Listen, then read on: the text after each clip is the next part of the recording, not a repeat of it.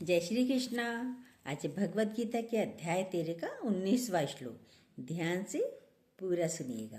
प्रकृति और पुरुष इन दोनों को ही तू अनादि जान और राग द्वेष विकारों को तथा त्रिगुणात्मक संपूर्ण पदार्थों को भी प्रकृति से ही उत्पन्न जान। कैसे, क्या अर्थ है इसका, सुनिए। इसमें भी दो बातें बताई हैं। पहला, प्रकृति और पुरुष इन दोनों को ही तू अनादि जान। अनादि मतलब जिसका ना आरंभ है और ना अंत है। दूसरा आता है राग द्वेष विकारों को तथा त्रिगुणात्मक संपूर्ण पदार्थों को भी प्रकृति से उत्पन्न जान। कैसे जान, तो बहुत अच्छी बातें आती हैं। एक ब्राह्मणी थी, उसका विवाह ब्राह्मण से हुआ, फिर उसके बेटा हुआ। बड़े खुश हो गए। बच्चा अब 2-2.5 साल का हो चुका था। बड़ा अच्छा समय चल रहा था। अचानक ही पति का, ब्राह्मण का शरीर शांत हो गया। सब आकर उसको, ब्राह्मणी को सांत्वना देने लगे। अरे रो नहीं, बेटा तो है। बोली मैं कैसे जीऊंगी, इनके बिना मैं कैसे जीऊंगी। भाई सब आते हैं, पड़ोसी रिश्तेदार आते हैं, कहते हैं अरे कोई बात नहीं, चल तेरा बेटा है ना, इसके सहारे जियो। धीरे धीरे भाई बेटे को पाल रही है, बेटे का कार्य कर रही है। कुछ दिन बीते, गम धीरे धीरे, दुख दर्द धीरे धीरे कम होने लगा। समय बीतता गया। गांव में रहते थे। उसके घर में एक दिन सांप आ गया। बच्चा तो छोटा ही था। अब सांप आ गया, बच्चे खिलौने से खेलते हैं। उसने बेटे ने सांप पकड़ लिया। अब जैसे ही सांप पकड़ा, सांप ने उसके डस लिया। बच्चा मर गया। सब बताया किसी ने जाके, अरे तेरे बेटे को सांप ने डस लिया। आई रोने लगी, अरे अब मैं कैसे रहूंगी, मेरा तो एक ही सहारा था, मैं तो उसके सहारे ही जिंदा थी, अब मैं जिंदा रहकर क्या करूंगी। बच्चा तो तड़प तड़प कर मर गया उसी वक्त। अब वो औरत तो, ब्राह्मणी तो रोने लगी, मैं कैसे जीऊंगी, मैं क्या करूंगी। पूरा गांव इकट्ठा हुआ। सांप वाले को बुलाया गया कि भाई तुम इसके अंदर का सांप का जहर निकाल दो, शायद बच जाए इसका बच्चा। सांप वाला आया। उसने कहा, वो सांप को बुलाया, बीन बजाई। सांप वाले ने सांप को बुलाया बीन बजाकर। सांप आ भी गया। भाई तुमने इसको क्यों काटा। सांप वाला बोला सांप से, तुमने इसको क्यों काटा, क्यों डसा। सर्प बोला, मैं तो गांव में घूमता रहता हूँ, मैं तो ऐसी घरों में, गांव में ऐसी घूमता रहता हूँ, मैं तो कितनी बार इस घर में भी आया गया, पहले नहीं काटा। मैंने नहीं इसे डसा, मैंने थोड़ी डसा है इसे। बोला तुमने ही तो डसा है। ये सब क्या है, इसका मतलब क्या है ये सब। सांप भी कह रहा मैंने नहीं डसा। बोला ये सब कर्मों का प्रभाव है, इसके प्रारब्ध कर्म इतने ही थे, अब इसको जाना ही होगा। इसके कर्म इतने ही थे, इसका जीवन इतना ही था, अब इसको जाना होगा। काल को भी किसी ने कहा था, यमराज आते हैं ना, काल आता है, उनको भी किसी ने कहा काल तुम मार देते हो। बोले मैं नहीं मारता किसी को, चक्र चल रहा है संसार में, सब आ रहे हैं जा रहे हैं, चक्र चल रहा है, ये चक्र ही है। हमको आरंभ दिख रहा है, हमको अंत दिख रहा है। भाई आता हुआ दिख रहा है, जाता दिख रहा है, आरंभ दिख रहा है, अंत दिख रहा है, अनादि, इसी को बोला अनादि। मनुष्य ने कल्पना कर ली ब्रह्मा विष्णु महेश हैं। ब्रह्मा जी क्या करते हैं, उत्पत्ति करते हैं, विष्णु जी पालना करते हैं, और शंकर भगवान संहार करते हैं। वो कोई व्यक्ति नहीं है, गुरु जी बोलते हैं, वो शक्ति है। ब्रह्मा जी उत्पन्न करने की शक्ति है, विष्णु जी पालन करने की शक्ति है, और शिव भगवान संहार करने की शक्ति हैं। सबकी अपनी अपनी पावर है, सब अपने अपने कार्य करते हैं। ये सब सृष्टि का चक्र चल रहा है। कथा है, एक बुद्ध भगवान के पास ब्रह्मा जी गए। बोला तुम तो सृष्टि बनाते हो। बुद्ध भगवान के पास ब्रह्मा जी गए, तुम तो सृष्टि बनाते हो। बुद्ध भगवान बोले तुम यहाँ कैसे आ गए मेरे पास।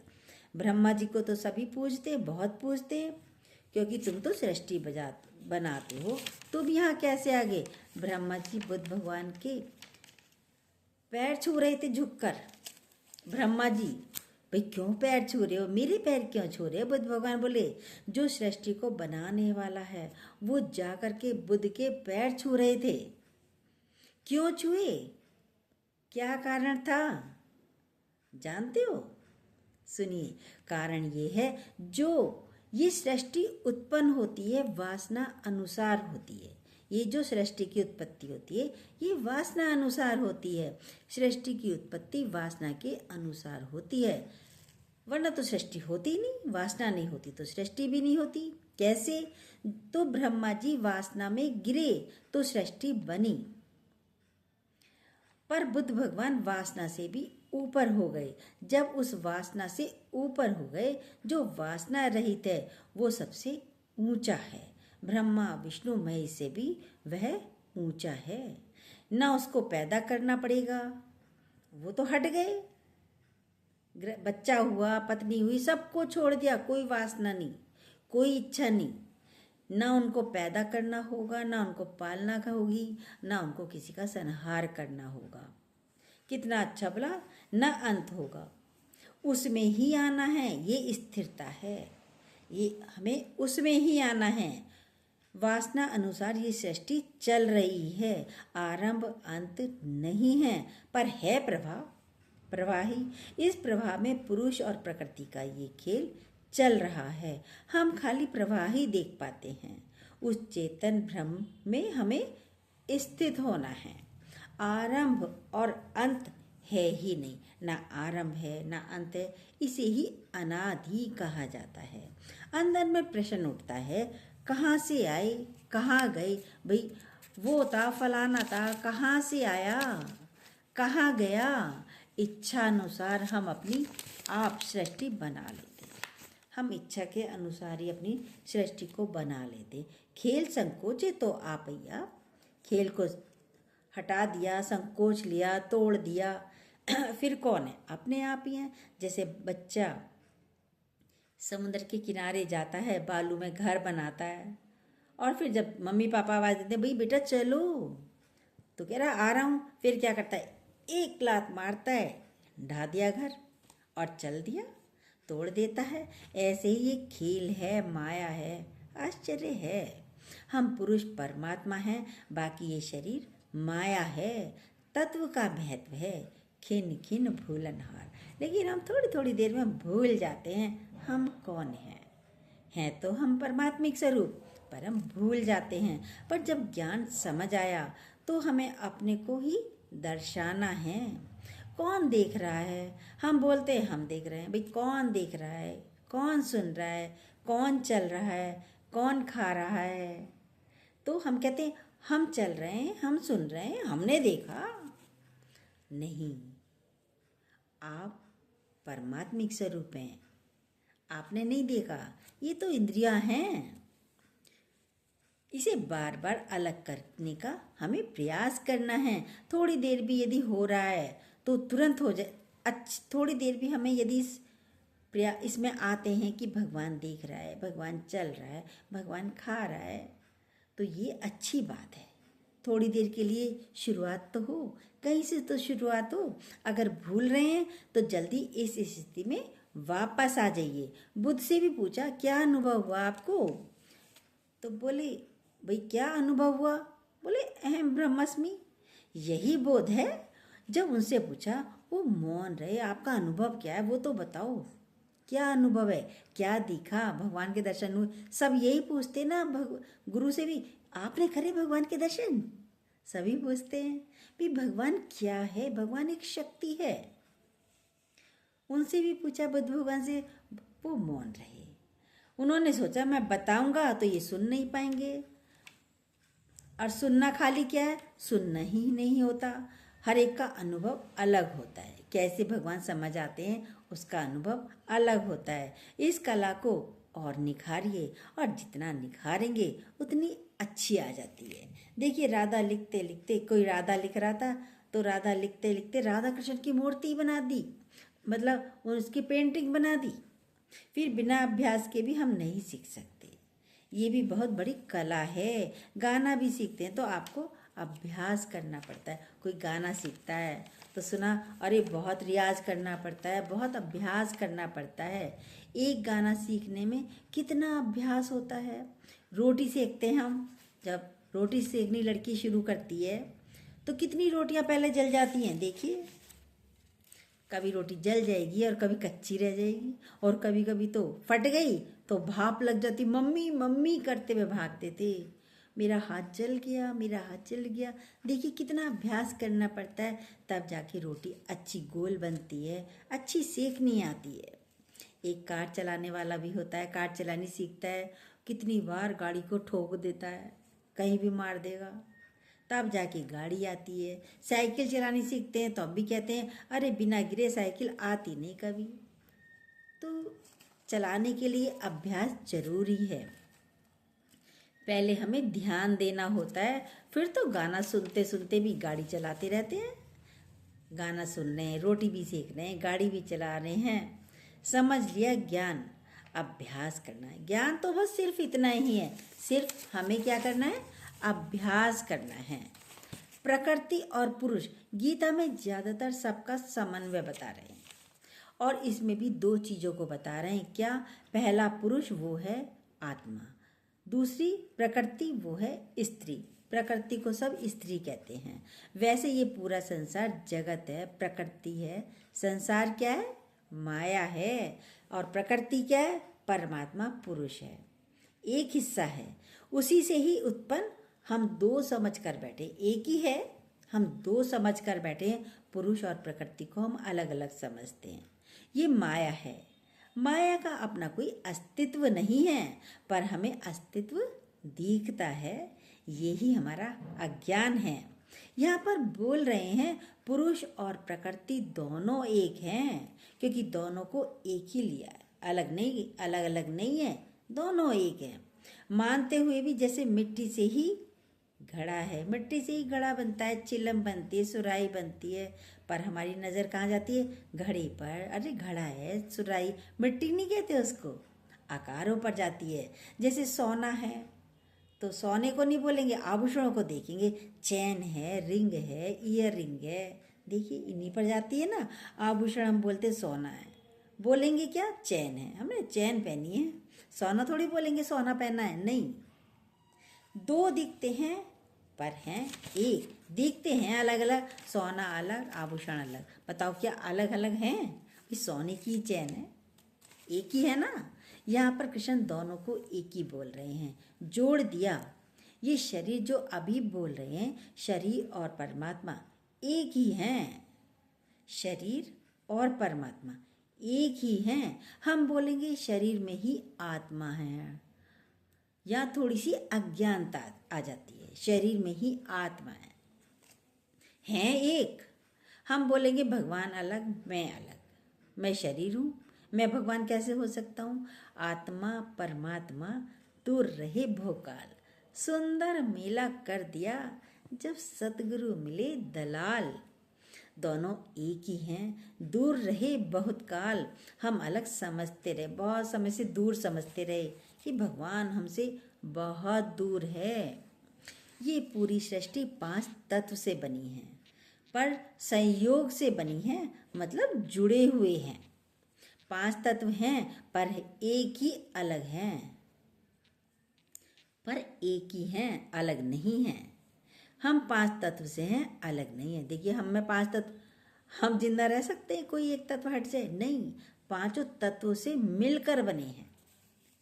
खाली दिखते हैं। गुरुजी कहते थे 5 तिल्ली ले लो, एक पॉइंट लगाकर एक ऐसे रखो, फिर एक ऐसे रखो, फिर एक ऐसे रखो, फिर एक ऐसे, फिर लास्ट 5वीं ऐसे। 5 तत्वों के लिए बड़ा अच्छा समझाया गुरुजी ने। अब 5 तिल्लियों को हटा दो। ये 5 तिल्लियों को हटाना क्या हुआ? ये 5 तत्व हैं, अब नहीं रहे, अब नहीं है। अनादि, जिसका आरंभ ही नहीं है, और जिसका आरंभ नहीं है तो उसका अंत कैसे होगा? तिल्ल्या तत्व हट गए, बिंदु तो अभी भी है, बिंदु है, बिंदी रह जाती है। ऐसे ही संसार को हम बोलते हैं अब नहीं है, वो चला गया, 5 तत्व चले गए। तो कहाँ चले गए? कितना अच्छा बोला, अनादि, जिसका आरंभ ही नहीं है उस, और जिसका आरंभ नहीं है उसका अंत भी नहीं है। भाई आरंभ नहीं है तो अंत कहाँ से होगा? है मिस्ट्री, ये माया है, पुरुष की परमात्मा की ये माया है। कभी आपने देखा है, आप नदी पर खड़े हो, नदी का प्रवाह दिखता है, जिसका आरंभ दिखता है, जिसका उसका आरंभ दिखता है, नदी का प्रवाह तो दिख रहा है, क्या उसका आरंभ दिखता है? नहीं दिखता। कहते गोमुख से गंगा जी आ रही हैं, गुरुजी बता रहे हम तो वहाँ तक गए, गोमुख तक गए, वहाँ पे देखा गंगा जी भाई कहाँ से निकल रही हैं। कह रहे पता ही नहीं चला, वो तो और दूर से निकल रही हैं। कह रहे कितना चढ़े, फिर भी आ रही हैं, और चढ़े और फिर भी वहाँ से आ रही हैं। बताओ कहाँ तक जाओगे? आरंभ नहीं दिखता है। संसार का भी उद्गम कहाँ है? आपका आरंभ कहाँ है और आपका अंत कहाँ है? बताइए। वो ही अंडा पहले या मुर्गी पहले, सब यही पूछते ना भाई, अंडा पहले आया या मुर्गी पहले आई है? पता ही नहीं किसी को। ये सारा समय अनादि नदी का प्रवाह दिखता है। संसार को भी हम देखते हैं, शरीर को भी हम देखते हैं, ये बीमार पड़ रहा है इसको भी हम देखते हैं, ये जवान हो रहा है इसको भी हम देखते हैं, ये और बड़ा हो रहा है, प्रौढ़ हो रहा है, इस अवस्था को भी हम देखते हैं, फिर वो वृद्धावस्था को प्राप्त हो रहा है, इस अवस्था को भी हम देखते हैं, देख रहे हैं। प्रवाह है, चल रहा है, चक्र है, चल रहा है, इसलिए पृथ्वी को कहा है गोल है। पृथ्वी को इसलिए कहा गोल है, भाई चल रहा है। अब गोल है कोई चीज़, अब बताओ वो कहाँ से शुरुआत, कहाँ से हुई, पता ही नहीं चलेगा। वहाँ कहाँ से आरंभ है, इसलिए बोला अनादि। अनादि जिसका आरंभ अंत नहीं है। प्रकृति और पुरुष समन्वय है दोनों का। गुरुजी ने भी अपने गुरु से पूछा, हम माँ बाप से पैदा हुए, गुरुजी बता रहे थे, कह रहे हमने भी पूछा गुरुजी से, भाई हम माँ बाप से पैदा हुए, माँ बाप अपने माँ बाप से पैदा हुए, फिर दादा दादी पर दादा दादी से पैदा हुए। भाई सब जानना चाहते ना, भाई और कौन कैसे पैदा हुए? सब इस तरीके से पैदा हुए। आखिर कहाँ से पैदा हुआ? आरंभ कहाँ से हुआ? आखिर आरंभ कहाँ से हुआ? सबसे पहले कौन आए, ये जानना चाहते ना। सृष्टि की उत्पत्ति कब हुई? बोलते हैं प्रलय आएगी, कहते हैं जब सूरज ठंडा हो जाएगा तब प्रलय आ जाएगी। गर्म कहाँ से हुआ, ये तो बताओ, सूरज गर्म कहाँ से हुआ, ठंडा कहाँ से होगा, ठंडा कहाँ से होगा बताओ। कहते हैं भगवान ने सृष्टि बनाई, जैसे माँ बाप ने हमको पैदा किया ऐसे ही भगवान ने भी सृष्टि बनाई। जैसे सुनार बैठकर के ज्वेलरी बनाता है, जैसे सुनार बैठकर ज्वेलरी बनाता है, कुम्हार बैठकर बर्तन बनाता है, और मोची बैठकर क्या करता है, जूते सिलता है। ऐसे ही सृष्टि बनाने वाला है, उसे सृष्टि कर्ता बोल देते हैं। कहाँ से शुरू हुई, कहाँ से अंत हुआ? सृष्टि कहाँ से शुरू हुई, कहाँ से अंत हुआ? किसने बनाई? अनादि ने। प्रकृति और पुरुष दोनों ही अनादि हैं, हम इनको जान नहीं पाते हैं। ये चक्र चल रहा है, जन्म होता है फिर मृत्यु होती है, फिर जन्म होता है फिर मृत्यु होती है। सब पेड़ पौधे पूरी प्रकृति है ना, पेड़ पौधे सब पूरी प्रकृति है।